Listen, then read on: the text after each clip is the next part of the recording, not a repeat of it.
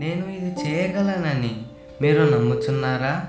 మత్తయి సువార్త 9వ అధ్యాయము 28వ వచనము. అసాధ్యాలను సాధ్యం చేయడం దేవుని అలవాటు.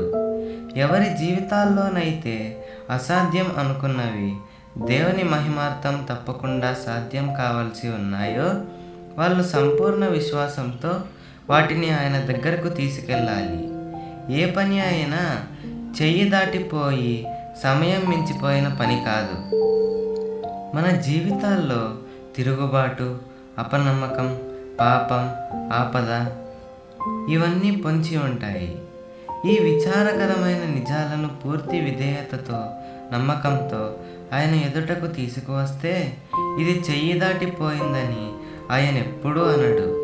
క్రీస్తు మతం గురించి ఒక మాట ఉంది, ఇది నిజం కూడా. క్రైస్తవ మతం ఒక్కటే ఒక మనిషి ఎప్పుడో చేసిన దానిని కూడా సరిదిద్దగల మతం. దేవుడు చీడ పురుగులు తినివేసిన సంవత్సరములు పంటను మనకి మరలా ఇవ్వగలడు. మనం మన పరిస్థితినంతటిని, మనలను ఏమీ దాచుకోకుండా నమ్మికతో ఆయన చేతుల్లో పెడితేనే ఇది సాధ్యం. ఇదంతా మనం ఏమై ఉన్నామో దానివల్ల కాదు కానీ తానేమై ఉన్నాడో దాని మూలంగా జరుగుతుంది. దేవుడు క్షమిస్తాడు, బాగు చేస్తాడు, తిరిగి మునుపటి స్థితిని దయచేస్తాడు. ఆయన కృపకి మూలమైన దేవుడు. ఆయన మీద నమ్మకముంచి స్తుతించుదాము.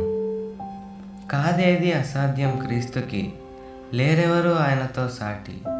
అసాధ్యాలను చూసి సరదా పడే దేవుడు నాకున్నాడు, నాకేదీ అసాధ్యం కాదు.